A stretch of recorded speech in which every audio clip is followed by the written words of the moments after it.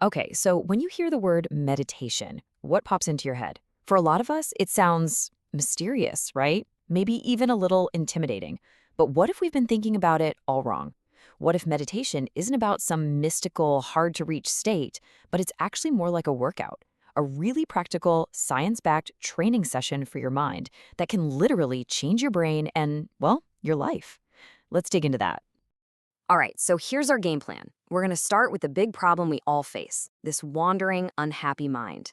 Then we'll see how to train it like a muscle. We'll even take a quick tour of your brain to see what's actually happening in there. After that, we'll get practical about how to focus, check out the amazing results you can get, and wrap up with a pretty profound idea: how to deal with pain without the suffering. First things first, why do we even need to do this stuff?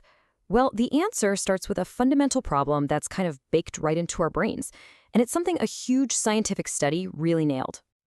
And there it is. A wandering mind is an unhappy mind. You know, that's not just some nice sounding quote.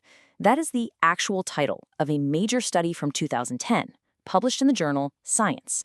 Basically, these researchers wanted to figure out a simple question: does it matter where our mind is versus where our body is? And oh man, what they found is absolutely fascinating.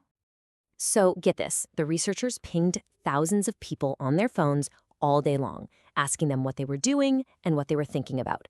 And they found that for almost half of our waking lives, a crazy 47% of the time, our minds are just not there. We're not focused on what we're actually doing.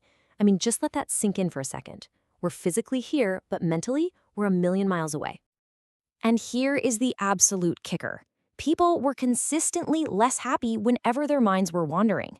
But the really wild part, this was true even when they were daydreaming about awesome stuff, like a vacation or winning the lottery. It didn't matter. It turns out that just this simple act of being disconnected from the present moment, well, that's a huge predictor of being unhappy. Okay, so if a wandering mind is the problem, what's the solution? Well, this is where meditation comes in. Think of it as the gym where we go to train the solution. It's not about some magical state of bliss. It's about systematically working out our attention muscle.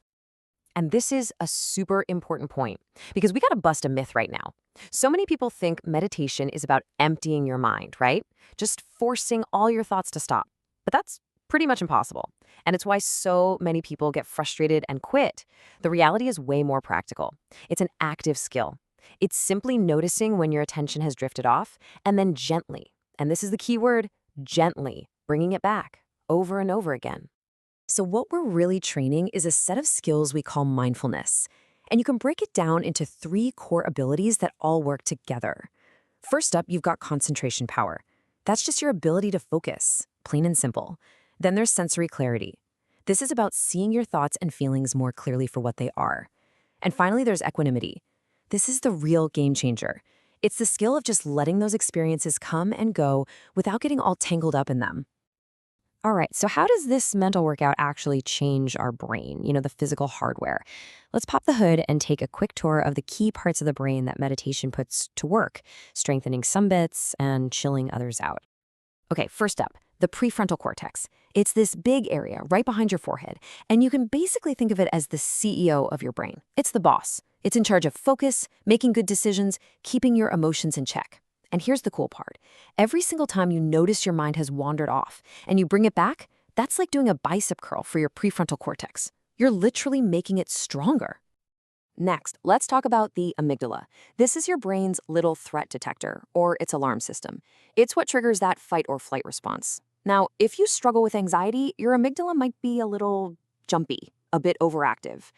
Meditation doesn't get rid of it, you need it, but it helps that CEO, the prefrontal cortex, get better at managing it. It's like the CEO can now call down to the amygdala and say, hey, calm down. It's not a real emergency. We're good.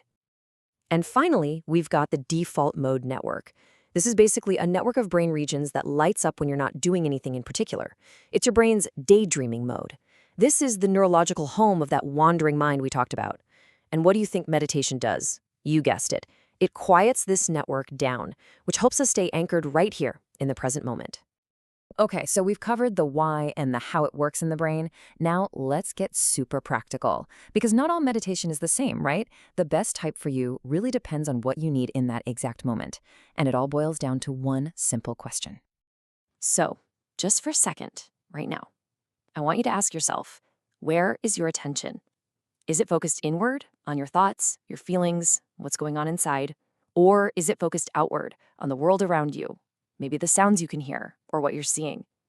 This one little distinction is the key to everything. Now, science has some fancy names for these two directions of focus. Paying attention to signals inside your skin, like your breath, your heartbeat, and emotion bubbling up, that's called interoception. And paying attention to everything outside your skin, sights, sounds, the feeling of the chair you're sitting on, that's exteroception. Inside versus outside. Simple as that. And knowing this gives us a super practical roadmap. Let's say your mind is just racing, full of anxious thoughts. A focus-in practice, where you just pay attention to your breath, can be incredibly calming. But what if you're feeling kind of floaty or disconnected? That's when a focus-out practice is perfect. Just listen to all the sounds around you. It'll ground you in the present like an anchor. The whole point is to get flexible, to be able to choose where you put your attention. Okay, so let's say you do it. You put in the reps, you do the mental workout. What's the payoff? What actually happens? Well, this is where the science gets really cool, because we're talking about real, tangible, measurable changes in your brain and in your body. And you don't have to wait long to see these changes. They happen surprisingly fast. There was a huge Harvard study that found people who meditated for about 30 minutes a day started showing measurable changes in their actual brain structure in just 8 weeks. That's it, 2 months. And we're not talking small changes. For instance, in one study, participants saw their gray matter density in the hippocampus, that's a key spot for learning and memory, increase by almost 23%. I mean, the researchers themselves called that change enormous. You are literally, physically building a bigger, stronger brain. And it's not just brain structure, it's real-world performance. In one experiment, meditators got faster. They improved the reaction time to surprises by 400 milliseconds. Now, that might not sound like a lot, but that is nearly half a second.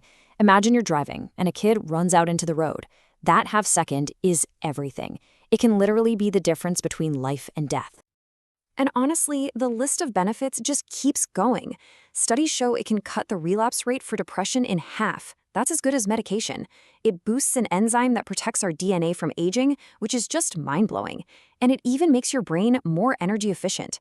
You can literally perform better while using less gas. How cool is that? But, beyond all the brain boosts and the health benefits, there's something even deeper. Something that might be the most profound outcome of all.